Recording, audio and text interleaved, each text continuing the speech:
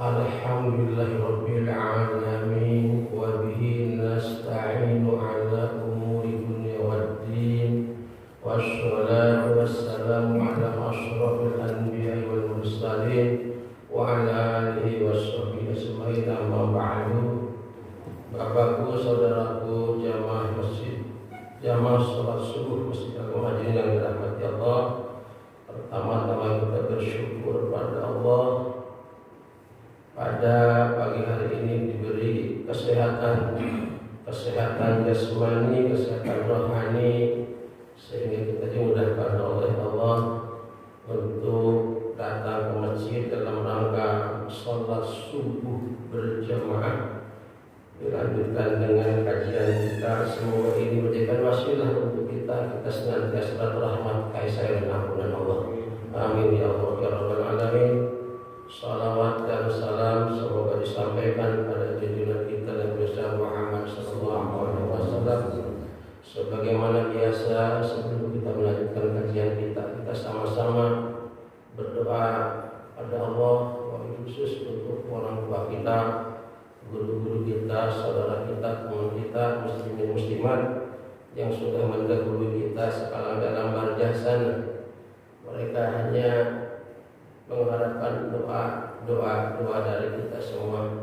Kita doakan semoga semua yang ada barjah sana, orang tua kita, guru-guru kita, saudara kita, teman kita, muslim muslimat mendapat ampunan Allah, mendapat rahmat Allah, kasih sayang Allah, diterangkan di kuburnya, dijauhkan dari azab kubur dan api neraka. Semoga semua di tempat-tempat yang mulia menurut Allah. Al-Fatihah. A'udzubillahi minasyaitonir rajim. Bismillahirrahmanirrahim. Alhamdulillahirabbil alamin arrahmanir rahim maliki yaumiddin. Iyyaka na'budu wa iyyaka nasta'in. Ihdinas siratal mustaqim. Siratal ladzina an'amta 'alaihim ghairil maghdubi 'alaihim waladdallin. Juga kita doakan saudara-saudara kita yang sedang sakit, semoga lekas diangkat penyakitnya, disehatkan kembali, kemudian bisa beraktivitas sebagaimana biasanya. Al-Fatihah. A'udzubillahi minasyaitonir rajim. Bismillahirrahmanirrahim. Alhamdulillahirabbil alamin arrahmanir rahim maliki yaumiddin. Iyyaka na'budu wa iyyaka nasta'in. Ihdinas siratal mustaqim. Siratal ladzina an'amta 'alaihim ghairil maghdubi 'alaihim waladdallin. Juga kita doakan saudara-saudara kita yang belum bisa datang ke masjid, belum mendapat hidayah dari Allah. Semoga Allah lekas menurunkan hidayahnya supaya bersama-sama kita beraktivitas di masjid, menjalankan semua perintah Allah dengan sebaik-baiknya. Al-Fatihah. A'udzubillahi minasyaitonir rajim. Bismillahirrahmanirrahim. Alhamdulillahirabbil alamin arrahmanir rahim maliki yaumiddin. Iyyaka na'budu wa iyyaka nasta'in. Ihdinas siratal mustaqim. Siratal ladzina an'amta 'alaihim ghairil maghdubi 'alaihim waladdallin.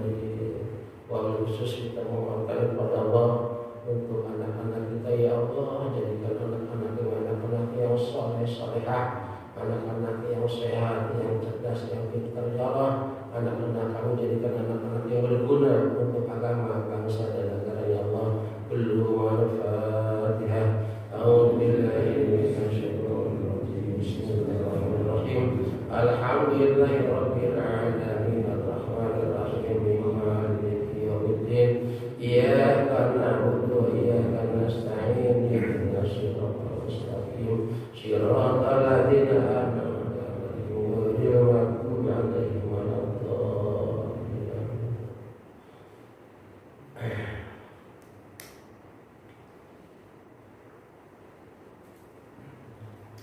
Kita berarti minggu depan udah enggak makan siang ya. Ini padahal bulan Sya'ban ini, Pak. bulan yang luar biasa diagunkan oleh Allah, tapi kata Rasul banyak dilupakan kalau kita. Rasul itu luar biasa di bulan Syaban itu. Paling banyak puasa di bulan Syaban Rasul ini. Kenapa kata Rasul di bulan Syaban ini kalau orang berbuat amal soleh bukan dicatat oleh malaikat Raqib kan? Langsung laporkan kepada Allah. Luar biasa.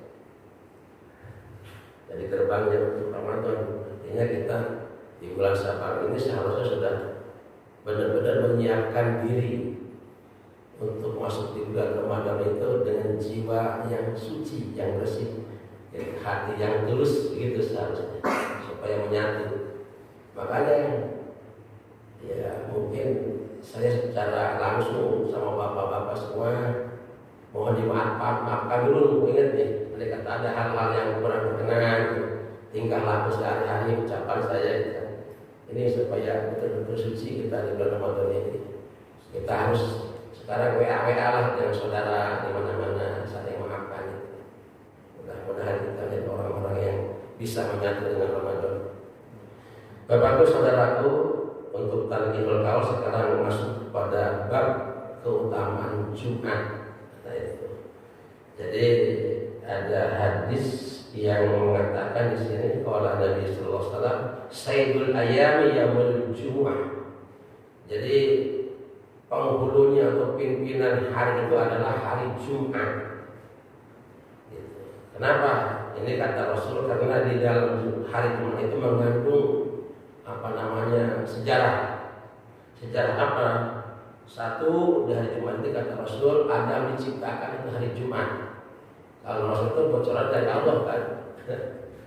Kedua, Adam diturunkan ke dunia juga hari Jumat.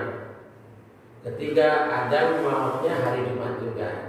Dan yang keempat, kiamat sudah dibocorkan sama Rasul hari Jumat. Cuma tidak ditentukan Jumat yang mana. Rahasianya kenapa kiamat dibocorkan hari Jumat?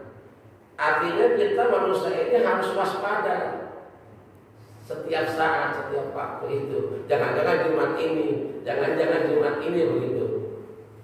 Jadi di balik itu kita harus tadi mempersiapkan diri, banyak introspeksi diri, banyak evaluasi diri, banyak bertanya lah paling tidak. Kalau bahasa kalian terhadap diri kita, karena sudah pasti itu namanya kiamat itu. Ya seperti kita maut pasti gitu kan. Ini harus sering diulang-ulang. Karena kalau nggak diulang-ulang ini lupa maut itu. Padahal pasti ya, kiamat itu pasti. Intinya kita sudah punya apa bekal sana. Bekal di sana itu ya harus banyak, harus bagus bekalnya. Kenapa? Selama-lamanya di sana. Kita bekal dunia aja cuma paling lama 90 atau 100 tahun. Luar biasa kan membekali diri. Wah, ini kita harus punya ini supaya anak harus punya duit. Wah. Nah, nanti kita mau pulang kampung nih lebaran. Itu tergantung bekal kita di sana, enak dan tidaknya. Kalau kita pulang kampung uangnya banyak kan. Bekal yang paling baik apa untuk pulang kampung? Ya duit. Tapi kalau bekal kita mau ke hutan apa? Ya makanan. Makanya kita tahu bekal kita ke akhirat itu apa ya. Ditentukan di kampung itu tergantung kita bawa duitnya sebanyak apa. Kalau bawa duit mungkin 100 juta ke atas kita wah, kayak raja di sana berleha-leha, tinggal kasih orang itu kan sodako enak itu. Mau tidur di hotel juga enak ada itu kan. Nah itu. Begitu juga kalau kita mau menuju mana ke hutan harus banyak bekal makanan yang banyak, minuman, vitamin itu kan, Indomie segala macam. Gitu. Nah kembali ke akhirat nanti di yaumul kiamat kita apa bekalnya? Wa tajawadu fa inna khairan taqwa kata Allah begitu. Berbekalah kalian untuk akhirat kalian sebaik-baiknya takwa kepada Allah. Ya takwa itu apa? Yaitu ibadah, amal soleh, takwa itu. Itu cuma takwa uang lebih luas, tapi takwa itu bukan hanya sholat saja. Takwa itu sholat itu yang pokok itu kan, puasa yang pokok, haji yang pokok. Kita itu dulu di manusia ini takwa pada Allah. Gitu kan. Kita bisa memberikan nafkah kepada istri, anak, takwa itu kepada Allah. Kita berbagi dengan saudara, dengan tetangga juga itu takwa, luas takwa itu. Nah ini, jadi ini dibocorkan oleh Allah itu kepada Rasulullah hari Jumat. Kiamat itu Jumat yang mana? Dirahasiakan. Kenapa dirahasiakan? Supaya kita benar-benar bisa berbekal diri untuk kita menuju hari akhirat. Ya, kiamat itu baru belum apa-apanya. Pertama kan kita hidup di alam rahim, di alam barzah, di alam dunia, di alam barzah atau kubur. Kemudian yaumil ba'ats. Yaumil ba'ats itu di mana harus bangkitkan semua manusia dari kuburnya. Nah, gitu. Yaumil kiamah dulu, maaf ya. Yaumil kiamah datang, jadi yaumil kiamah itu di mana makhluk itu mati semua, rusak semua, nggak ada yang putus satu dan mati semua, gitu kan. Hanya Allah aja. Sampai malaikat pun dimatikan semua oleh Allah. Makanya terakhir kan Ajrail. Tadinya nyawa sendiri, baru dia, waduh, tahu-tahu dicabut nyawa sakit, gua habis sembarangan katanya dulu. Ada anekdot seperti itu. Gua cabut nyawa, orang-orang hajar aja gitu kan. Padahal dicabutnya itu sakit banget gitu kan. Nah itu. Tapi hadis lain juga menerangkan memang dicabut nyawa itu seperti ditebas dengan pedang 306 kali tebasan. Tapi ada juga yang menerangkan tergantung amal solehnya.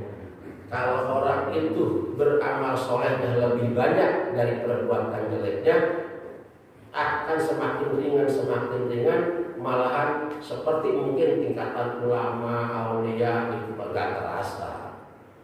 Indahnya masuk ke kubur itu sempit yang kita tahu. Kubur itu gelap. Itu bagi orang memang yang tidak punya amal soleh, itu bekal. Makanya kita itu disunahkan itu kata Rasul itu kalau ada yang meninggal kita kajian, datang berdoa dan antarkan di kubur. Maksudnya kita supaya melihat lahat itu sebesar apa, bagaimana gelapnya di dalam kubur. Tapi itu juga tergantung pada amal perbuatan kita. Kalau banyak amal soleh, kubur langsung bisa terang benderang, luas seluas mata memandang, indah luar biasa. Nah itu Raudhatul Jannah, taman surga. Sebaliknya, kalau kita memang belum punya bekal amal soleh, kubur itu akan menjadi jurang api neraka. Nah itu udah panas, gelap. Nah, itu. Makanya ulama mengatakan manusia banyak menyesal itu setelah masuk ke kubur. Kenapa? Percaya dia bahwa ya Allah, sesaat aja ya Allah saya kembalikan ke dunia, mau sujud kepada Engkau ya Allah, sesaat aja. Itu diceritakan sampai keluar air mata darah. Saking pengen untuk dikembalikannya ke dunia, pengen ruku sujud. Kenapa? Karena di dunia lalai dia itu, menganggap enteng, diajak sholat, dan duduk aja itu urusan dulu. Bukan urusan tuanya itu. Memang kita hanya kewajiban untuk mengajar, ya, untuk itu memang urusan Allah dan tidaknya. Nah itu diajak ngaji susah, ya gitu. Nah itu bangunnya selalu dalam itu. Nah maka oleh karena itu kita jangan sampai menemukan penyesalan nanti, karena nyesal itu bukan di awal, tapi di akhir. Tapi apa gunanya kita menyesal dalam kubur? Kata malaikat tidak ada artinya. Lu waktu hidup ngapain aja, kata baru sekarang menangis. Jadi kalau mau nangis bukan di dalam kubur, kata malaikat. Di dunia nangis kamu tengah malam, ingat kepada dosa-dosa, dan itu akan menjadi penerang kubur, akan menjadi perisai untuk azab kubur. Begitu. Kalau orang yang suka nangis tengah malam, ingat kepada dosanya. Setelah sholat tahajud, dia merenung, ingat semua dosa-dosanya, pada Allah untuk diampuni dosa-dosa ya Allah, keluar air matanya. Itu yang akan menjadi penerang kubur nanti. Perisai ada kubur, dijaga ada kubur. Nah itu, makanya di dalam kitab Tanbihul Ghafilin itu ada keterangan Jadi pada suatu waktu nanti Allah akan memperlihatkan bagaimana ganasnya neraka jahanam. Di depan semua manusia yang ada pada waktu itu, yang masih hidup di awal sampai akhir. Kemudian nggak ada yang bisa untuk mengatasi dari Nabi Adam, semua Rasul datang kepada Rasulullah Muhammad SAW. Rasul itu nggak bisa apa-apa, tapi Rasul memohon kepada Jibril, ya Jibril tolong. Jibril katakan, Muhammad, bagaimana untuk mengatasi ini? Tunggu katanya. Tidak lama kemudian Jibril datang lagi membawa secangkir air, kemudian waktu luas besarnya api jahanam, mati sekali. Semuanya kaget, terkaku ya, aneh-aneh. Kemudian Rasulullah bertanya, Jibril itu air apa dahsyat sekali? Ini air mata umat manusia ketika hidup di dunia tengah malam nangis. Ini air matanya, ingat pada dosa-dosa, minta ampunan kepada Allah. Jadi mudah-mudahan kita semua masuk orang-orang ahli surga nanti dihapus dosa-dosa kita. Dimanfaatkanlah hidup ini dengan sebaik-baiknya. Intinya begitu, memanfaatkan hidup dengan sebaik-baiknya ya. Mumpung sehat, mumpung ada waktu. Kita kapan lagi kita kan umur mah nggak ada yang tahu. Jangan nggak ada jaminan kita ini sehat, kita ini masih muda. Ya kata Allah mati aja, masalahnya kan begitu. Nah itu ya. Nah lanjutkan dengan hadis begini. Nah ini masalah Jumat. Mani tasala yaumul jum'ati kaffarat anhu dunubuhu wa khotoyaya. Ini sunah-sunah ketika hari Jumat. Siapa orang yang mandi siapa orang ittasala yang mandi yaumal jumu'ati pada hari Jumat, kafarat maka dihapus anhu dari orang itu opo dunubuhu dosanya wa khotoya dan kesalahannya. Itu kalau bahasa ketika di pesantren begitu bacanya. Manu tahu sapa wong ittasala agus ya kalau bahasa Jawa begitu. Tapi sekarang sudah pada lupa lagi bahasa Jawa itu. Itu begitu. Siapa orang yang mandi pada hari Jumat, niat mandi Jumat, maka akan dihapus dari mereka dosa dan kesalahannya. Kan disunahkan kita mandi Jumat. Selain dari tidak kebersihan dan segar kan. Tuh, kalau ada di rumah, tapi kalau ada di perjalanan tidak mungkin kita kan. Nah itu. Kemudian hadis berikutnya, inna yaumal jumu'ati wa lailataha arba'atun wa ishruna sa'atan ya'tiqullaha fi kulli sa'atin minha sittumi'ati alfi atiqin minan nar. Nah itu. Inna yaumal jumu'ati sungguhnya pada hari Jumat wa lailataha dan malamnya arba'atun wa ishruna sa'at adalah maksudnya sehari semalam Jumat itu jumlah jamnya 24 jam. Ya'tiqullahu Allah membebaskan di kulis sa'atin dalam satu jam itu minha gitu kan. Di hari Jumat itu situ mi'ati alfi atiqin dan situ itu 6 alfi 1000 jadi 6 situ mi'ati itu 600 maksudnya. Situ mi'ati itu 600 alfi 1000 jadi 600.000 atiqin membebaskan dari neraka.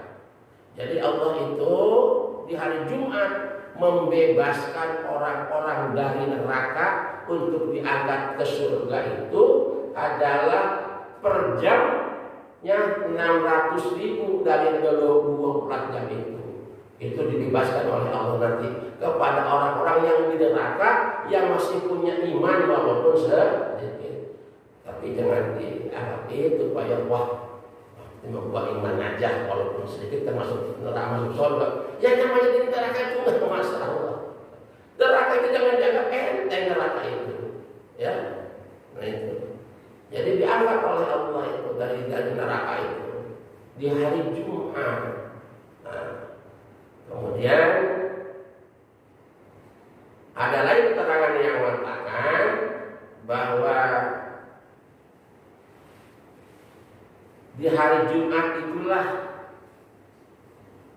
memang neraka itu istirahatan badan dan itu. Makanya diangkat waktunya itu dari neraka itu oleh Allah Subhanahu wa taala. Itu. Jadi dari pertama gelincirnya matahari di tengah sampai berikutnya lagi itu dipadakan istirahatan. Disitulah diangkat oleh Allah. Itu keterangan lain orang-orang yang neraka untuk dimasukkan ke surga Allah Subhanahu wa taala. Nah ini berikutnya nih masalah meninggalkan sholat Jumat nih. Man, siapa orang tarokal Jum'ata yang meninggalkan sholat Jumat min ghairi udrin, yang tanpa alasan, fal yatasaddaq, maka harus bersedekah berkifarat. Maksud ini bidinarin dengan 1 dinar. 1 dinar itu lumayan, berapa gram ya? Kalau sekarang itu 5 gram atau berapa 1 dinar itu? 4 gram apa? Lupa itu. Fa illam yajid fa nisfi dinarin. Kalau enggak punya 1 dinar, setengah dinar. Itu kifaratnya. Kalau kita meninggalkan sholat Jumat enggak ada udzur, enggak ada alasan, enggak sakit, enggak apa-apa, di rumah cuma berleha-leha aja. Nah, dijelaskan di sini mengabaikanlah, menganggap enteng itu enggak sholat Jumat, berada di rumah. Nah, sementara kewajiban sholat Jumat itu untuk kita ketika ada di rumah. Di mana sholat Jumatnya? Di masjid kita, bukan di masjid orang lain.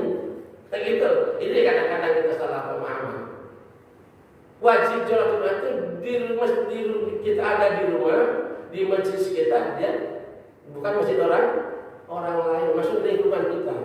Makanya kalau Imam Syafi'i itu kadang-kadang tetap bikin masjid itu.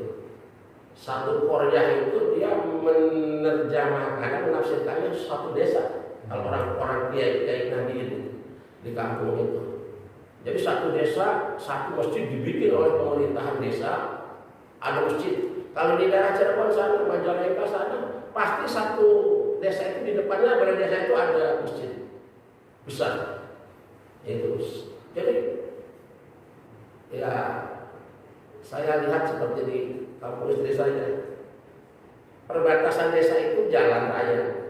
Sementara desa itu jauh ke sana. Sementara desa ini dia ke sini kan, mesti jauh-jauh, mesti ke sana kan. Desa ini mesti dekat, ya harus ke sana. Jumlahnya gitu.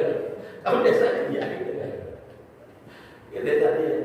Tapi kan banyak juga yang menafsirkan Korea itu satu lingkungan, bisa satu RW, bisa. Tapi dilihat dari situasi dan kondisinya. Memang satu RW kalau sudah tidak memadai, ya bikin lagi yang lain. Itu. Cuman kadang-kadang kita karena semangat bikin masjid bukan semangat isinya, gitu kan? Bikin masjid gak ada isinya. Ini sedih. Saya khutbah di beberapa masjid ini. Kemarin khutbah di Pamulang.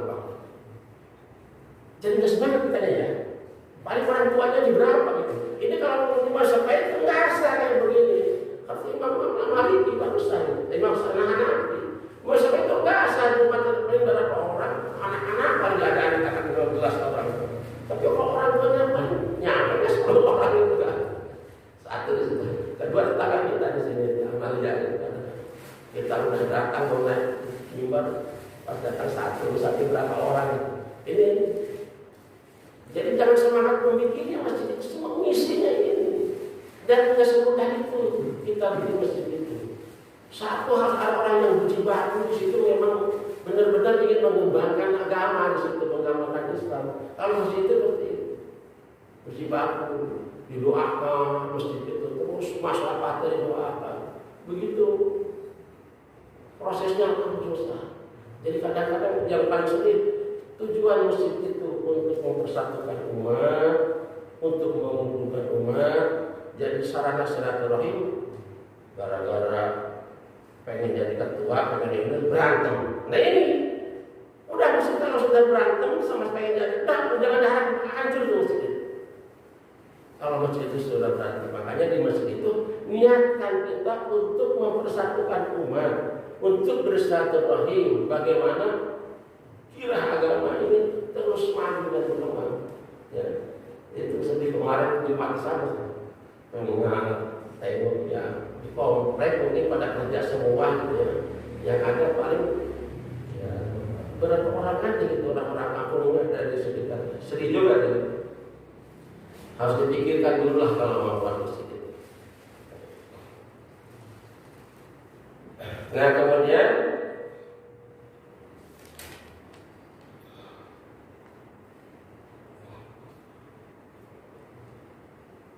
ada hadis meninggal Jumat man taraka salasa jumatin tahawunan biha taballahu ala qalbihi. Man siapa orang taroka yang meninggalkan sholat Jumat salasa jumatin 3 kali Jumatan tahunan. Itu dengan meremehkannya, meninggalkan itu meremehkan dengan enteng itu.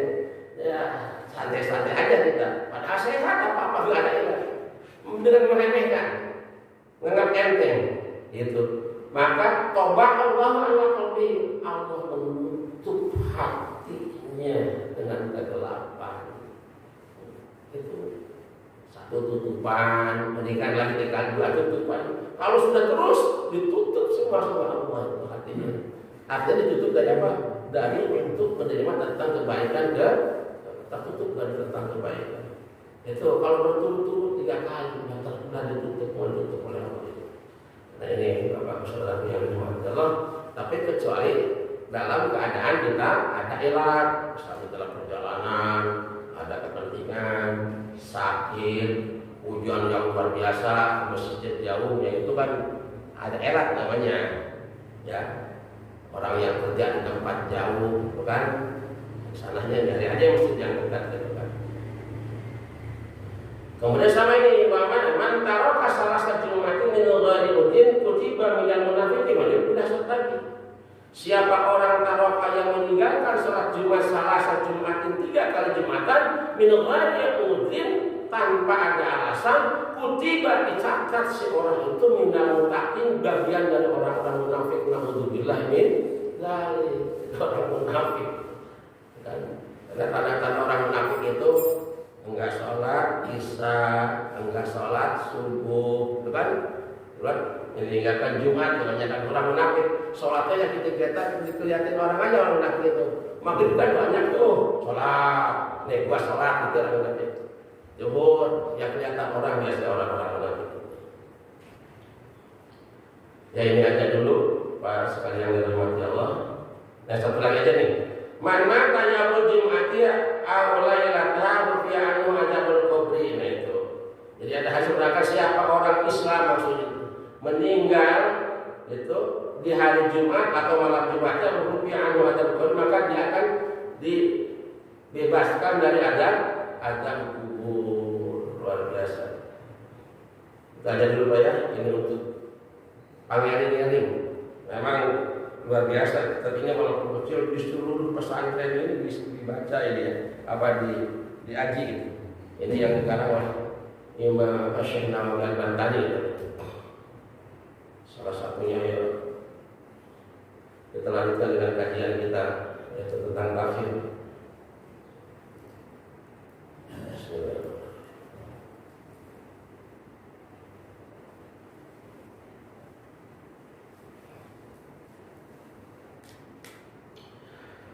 Sekarang di ayat yang ke-117. Wa man kana rabbuka liyuhlikal qura bidzulmin wa ahluha muslihun walau syaa'a rabbuka laja'ala an-nasa ummatan wahidatan wa la yazaluna mukhtalifin illa man rahima rabbuka wa lidzalika khalaqahum wa tamas kalimatu rabbikal la'anna jahannama minal jinnati wan nasi ajmain. Kemudian ini melanjutkan ayat kemarin, itu dari awal sudah dijelaskan seperti Allah menceritakan kepada Rasulullah bagaimana tentang azab yang diberikan kepada umat-umat nabi-nabi dahulu. Nah gitu. Nah kemudian kata Allah, dan Allah tidak akan membinasakan salah satu negeri dengan cara zalim. Ya, kan tidak mungkin Allah. Kenapa itu? Di ayat lain kan yang kemarin kita kaji, Allah tidak berbuat zalim, justru orang itu yang menzalimi dirinya sendiri begitu. Makanya di sini ditegaskan lagi oleh Allah. Allah tidak akan membinasakan suatu negeri dengan cara zalim, wa ahluha muslihun, selama penduduknya masih banyak orang-orang yang soleh, selama penduduknya masih banyak orang-orang yang ruku, yang sujud tadi, yang bangun malam, yang minta ampunan kepada Allah. Nah itu maksud muslihun ini. Ada juga lebih luas, ahli tafsir mengatakan selama memang penduduknya itu menjalankan ketetapan, ketentuan atau hukum-hukum yang berlaku di negeri itu dengan baik. Jadi ahli tafsir apa saja? Dia mengatakan Allah, sekalipun memang orang itu bukan orang mukmin, orang yang beriman, tapi kalau memang dia taat kepada aturan dan hukumnya dengan benar, itu akan dibinasakan oleh Allah, akan dibiarkan. Jadi artinya apa? Yang membuat kebencian Allah itu memang apa namanya? Permusuhan, memang kezaliman, gitu kan?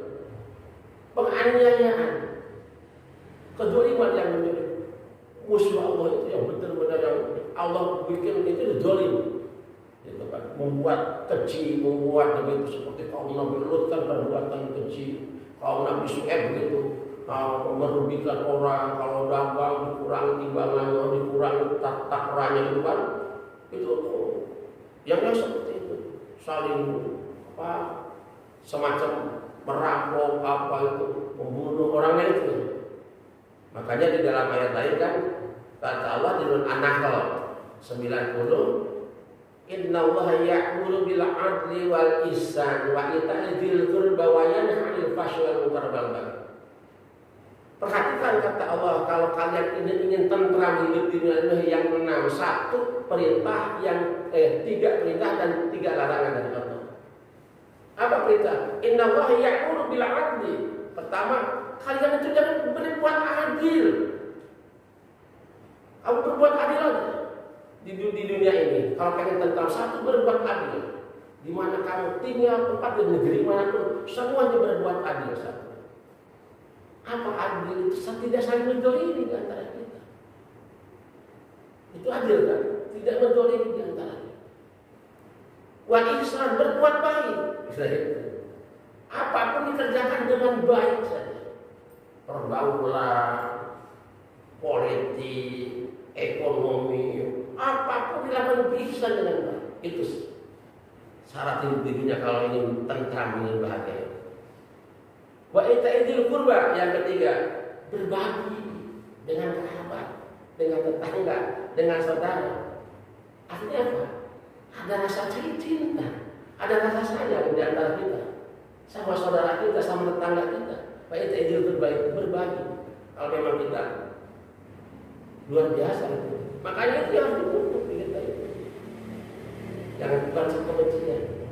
Wayana, dan jauhkan kata Allah anil fahsya wal munkar, dari perbuatan kejiman dan munkar, wal bag, dan permusuhan. Itulah yang paling dibenci atau yang tidak disukai oleh Allah itu wayanil fahsya wal munkar wal bag, perbuatan keji, perbuatan munkar, dan permusuhan. Nah ini jangan dipelihara ini permusuhan. Kita khawatir sekali. Sedih di antara kita kadang-kadang justru itu. Saya ini sekarang sama teman-teman gitu kan, kadang-kadang bagaimana caranya kita ini di masyarakat itu untuk itu, untuk istilahnya ayo kita sama-sama untuk menjadi umat yang satu. Nggak apa-apa berbeda paham, berbeda rumah gitu kan, yang penting bersatu gitu. Masalahnya kalau tidak bersatu tidak akan ada kekuatan. Maka jangan mimpi Islam akan hebat, akan kuat kalau memang kita berpecah-pecah, berpecah belah, baru bikin firqah, bikin organisasi baru ini hancur itu, alamat hancur. Nah itu Ya, ini kadang-kadang kita memaknai toleransi itu lucu kadang-kadang. Toleransi, NKRI. Di sisi lain ngomong persatuan, ngomong toleransi saling harga menghargai. Itu. Tapi dengan saudaranya sendiri, tiba gara-gara perbedaan guru, masalah-masalah kecil jadi permusuhan. Bukan saling menghargai ini. Tapi di sisi lain dengan umat yang lain yang non muslim bisa saling pelukan, saling rangkul. Itu kan tanda tanya besar bagi saya. Kok bisa begini gitu? Seharusnya kan dibangun itu di kita dulu antar Islam di dalam Islamnya dulu dibangun oleh kita kesatuan dan persatuan itu. Gitu kan. Ini baru nanti ada kekuatan.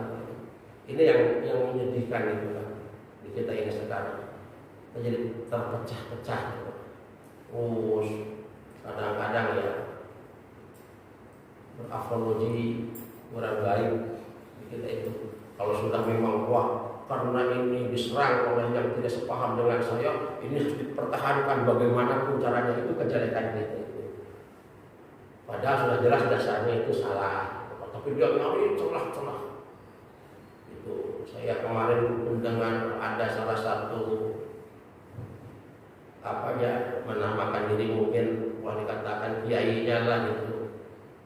Ketika masalah sekarang kan yang lagi ribut menikahkan antara muslim dengan non muslim. Pertama dinikahkan secara muslim, dinikahkan secara gereja, terus itu padahal menurut undang-undang ada udah salah.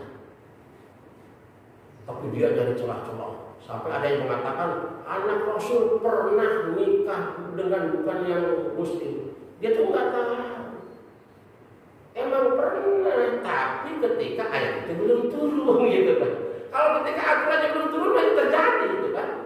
Ketika turun dan dibacanya sepotong-sepotong. Ini yang menyesatkan ya kayak gitu. Coba di YouTube itu dibuka. Sedih itu kita. Seakan-akan kemarin masalah pawang ramai, ada biaya yang besar menangkap dengan alasan apa? Kalau kita menahan banjir berarti tembok tanggulnya. Kalau kita ini perang harus pakai perisai, cari perisai. Kalau kita takut musuh kita kasih benteng. Kalau kita pengen hujan harus cari pawang. Masya Allah. Kok anak bedanya begitu? Itu kiai ulung saya bilang langsung. Itu nggak nyambung. Dan kalau kita mau hujan kita di pawang. Rasulullah itu berdoa sama Allah, bukan pawang. Berdoa Rasul itu ketika ada sahabat salah satu orang minta Rasulullah ini yang panas, berdoa sama Allah. Hujannya terus-terusan, datang lagi minta supaya berdoa lagi. Intikan itu Rasulullah doanya. Kenapa enggak minta doa sama kiai? Kenapa enggak minta doa sama ulama? Kita mayoritas itu muslim. Coba yang doanya kiai pasti enggak ada yang protes. Itu kan kita dengar sendiri kan. Saya akan minta sama dewa-dewa, sama Tuhan itu. Benar gitu? Begitu kan? Masya Allah. Dan orang kejauh gitu. Orang itu dibelain. Inilah yang akan membahayakan. Akan rusak. Ya, nah itu. Jadi kita harus.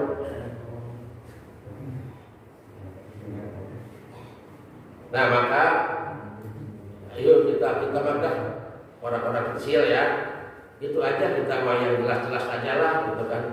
Bagaimana jadi orang yang baik itu, yang banyak baca istighfar, pelihara sholat 5 waktu dengan baik, ya gitu aja. Sholat sunnah yang kita mampu kita lakukan, kita laksanakan.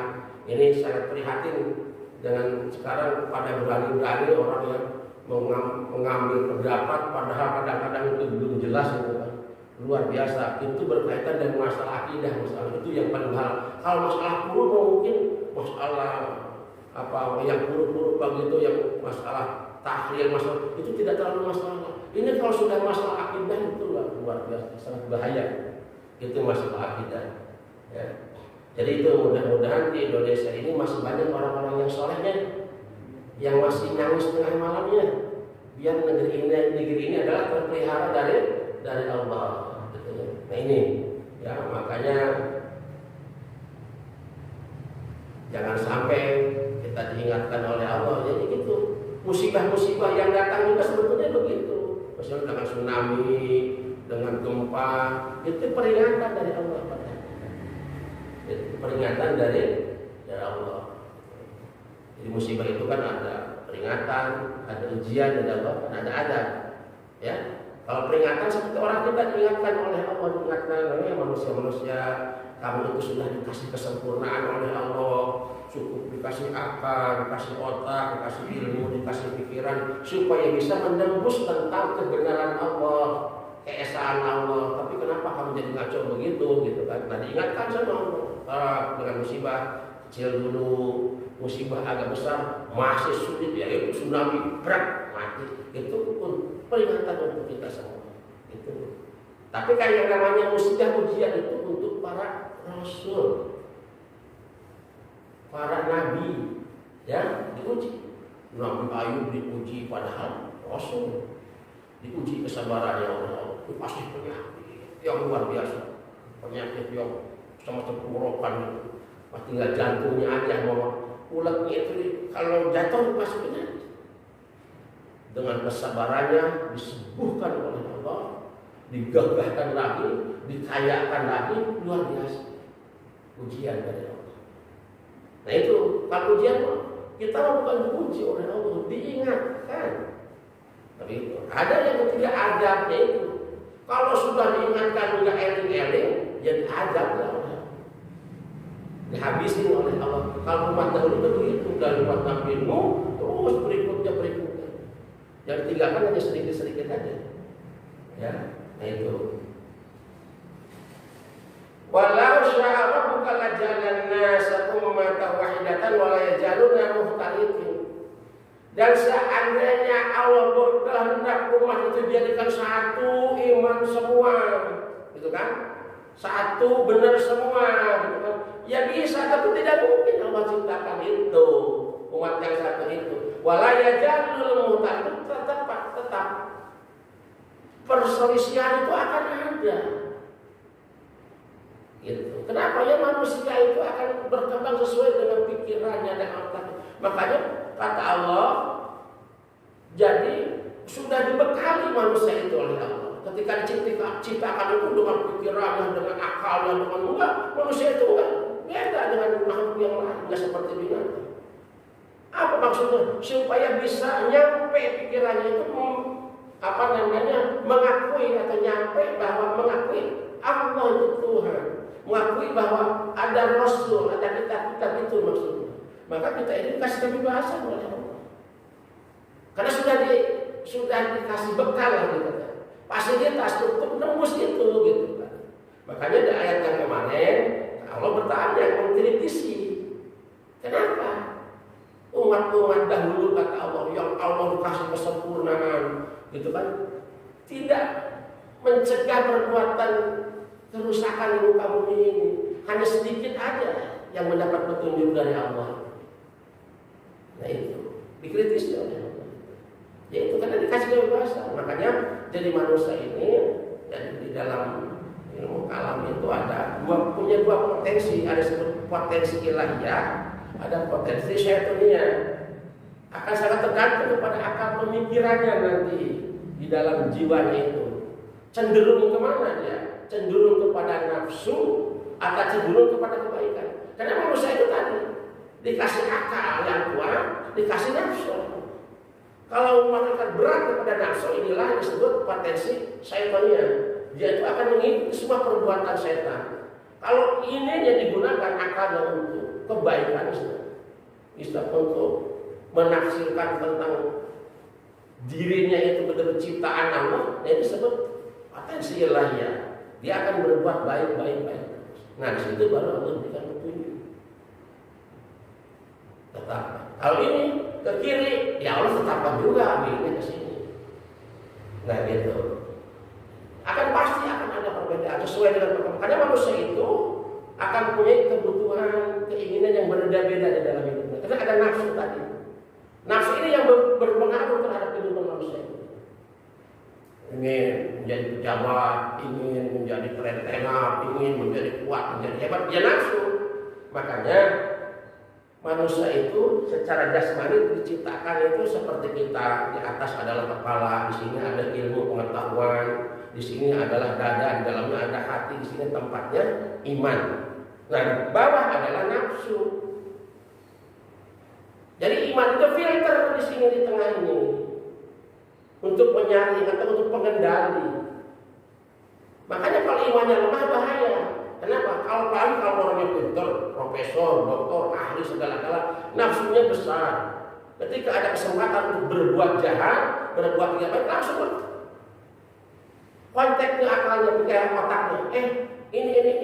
Ini bahaya kalau terjadi. Nanti yang kontrol ini iman. Oh, ini boleh karena ini halal.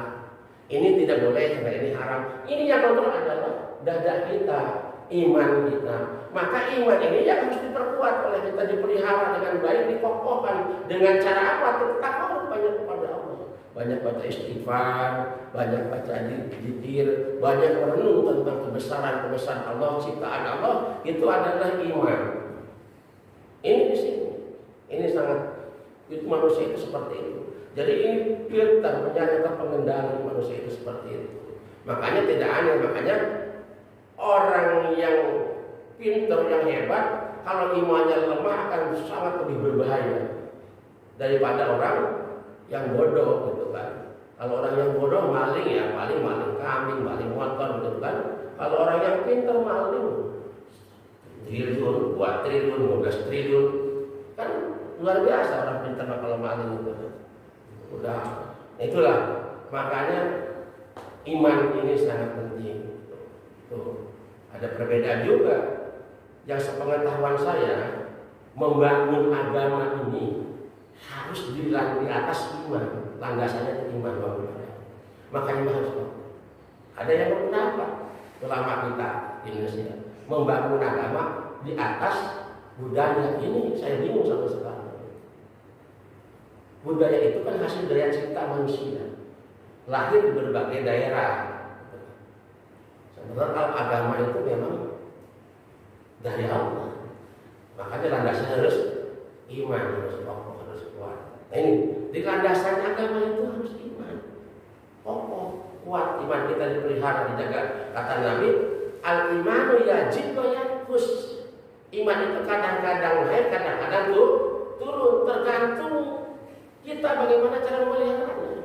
Kalau kita banyak takarrub, dekat, banyak bersyukur kepada Allah, iman kita akan kuat. Kita banyak diingatkan, kita selalu ingin mendapatkan peringatan tentang masalah agama, itu akan semakin kuat. Jadi yang iman itu kadang-kadang naik, kadang-kadang turun, ini harus dijaga. Ya kadang-kadang kalau dibiarkan bukannya kurang, hilang dari peredaran hidup kita iman. Ini sangat bahaya. Ini yang penting, yang sangat penting dalam hidup itu adalah iman bagi orang yang beriman, bagi orang yang Islam itu kan. Iman akan menyelamatkan kita di dalam hidup. Itu bagus saudara yang dirahmati Allah.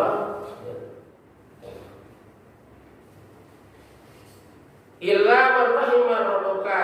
Nah, kecuali orang-orang mendapat rahmat Allah yang tidak berselisih itu. Ya, mendapat rahmat Allah, dia paham. Makanya kalau Syekh Hasyim Asy'ari itu pendiri NU, dia mengatakan disebut wal jamaah itu adalah ulama-ulama yang berbeda pendapat, tapi dia tidak ini, jadi menyakiti. Walaupun beda banyak pendapat, tapi tidak berselisih. Tetap satu. Dia mencontohkan seperti apa? Seperti ulama Hanafi, ulama Maliki, ulama Syafi'i, ulama Hambali. Ini semuanya dalam guru itu berbeda pendapat banyak. Tapi mereka saling menghormati. Dia tetap menyatu kokoh kuat di dalam membina Islam ini. Ketika Imam Maliki datang ke Imam Hanafi sholat subuh, enggak. Imam Syafi'i ini datang ke Imam Hanafi sholat subuh yang enggak pakai wudu. Karena Imam Hanafi enggak pakai wudu. Nah, dan di antara imam yang empat yang pakai wudu subuh itu hanya satu, Imam Syafi'i. yang tidak enggak. Cuman kalau Imam Ahmad Hambal, dia kunutnya hanya kunut tajil aja ketika ada musibah. Nah begitu.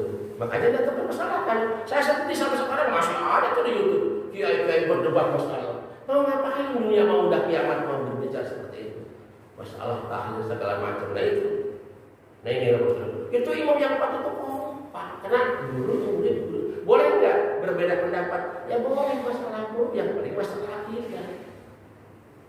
Nah itu. Kita repot kalau nggak ada ini Pak, kalau nggak ada. Makanya kata Rasul, al-istilafu ummati rahmatun, perbedaan di antara umat adalah rahmat kasih sayang Allah. Nah itu. Nah, ini berarti minggu depan kayak udah selesai Pak ya. Mungkin ini selesaikan aja ini. Sampai lagi ya. Jadi itu. Jadi kalau kita ibadah haji Pak, kita tawaf, kita sa'i. Itu kalau tidak sementara kita ikut Imam Hanafi, kita batal terus Pak. Kita harus keluar dari Ahlul Ulam jauh. Saya pernah sombong itu di Masjidil Haram itu. Karena jam 3 malam agak sepi. Saya coba bisa enggak mempertahankan pakai imam sampai sholat. Baru satu rakaat padahal tempat laki-laki. Tiba-tiba ada orang-orang India atau orang Pakistan ibu-ibu 3 orang. Tiduran di belakang saya agak jauh. Saya lagi kakinya kena kaki saya. Aduh, saya bilang benar nggak boleh sombong. Saya harus keluarkan jauh kan. Oh, ke depan tuh, ke depan. Jam yang tinggi itu kan, di situ kan tempat wudhu itu kan. Masya Allah, saya istighfar di situ. Ya, saya bilang, ini kita udah dibudayakan sama Allah.